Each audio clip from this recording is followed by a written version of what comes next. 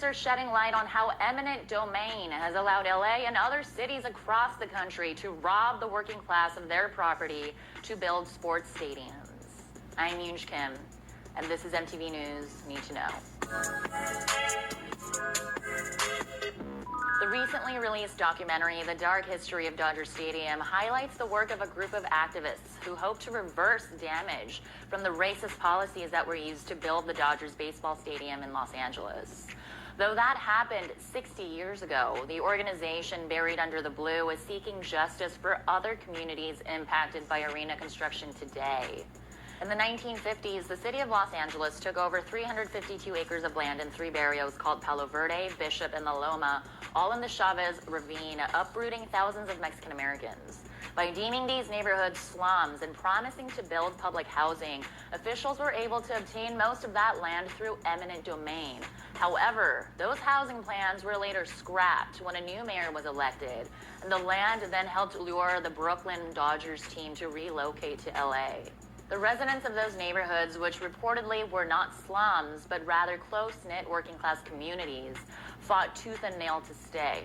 Their effort, known as the Battle of Chavez Ravine, lasted a decade from 1951 until the opening of the stadium in 1962. And during that time, city leaders and the LA Sheriff's Department used brutal means to get the residents out. They started by buying land from the owners for way below market value, but as the build came closer, they began to physically remove the families that would not give up their homes. In one case, after a 2-hour standoff, the sheriff's deputies carried a woman named Aurora Vargas out of her home in front of her children. And after their forced removal, the family was paid a measly $10,000 for their property. Journalist Alina Shetkin wrote about the Battle of Chavez Ravine in LAist. It was ugly, it was violent, it remains the sort of living history that Los Angeles residents don't like to remember. Now adults, the children who experience these evictions, call themselves the uprooted. The battle for this land not only created intergenerational trauma, but also left a legacy of stolen generational wealth common throughout America via racist housing policies like this. A few weeks ago, Buried Under the Blue created an online petition that has been served to the city.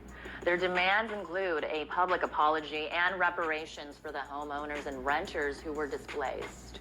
Organizers also want people to know about both historic and current abuses of eminent domain. The U.S. has seen a giant boom in sports arena building in recent years, and civil rights leaders say minority neighborhoods are targeted by local governments, promising a boost in jobs and housing.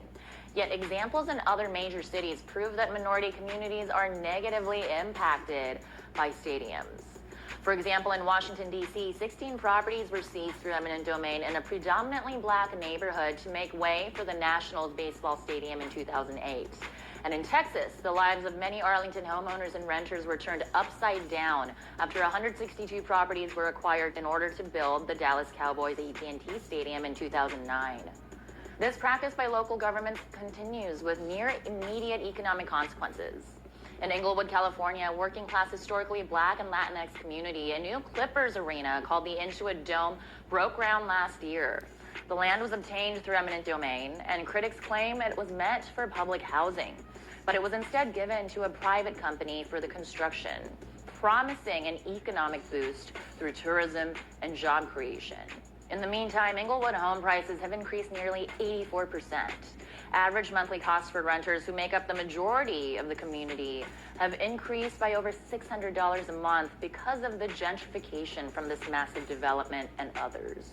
Eminent domain was originally signed into federal law in 1879 to acquire private property for public use, but today it's largely enriching corporations and harming minority communities. The families displaced by Dodger Stadium are ramping up the movement for justice because they know they are not alone. I'm Yoonj Kim, and that's what you need to know.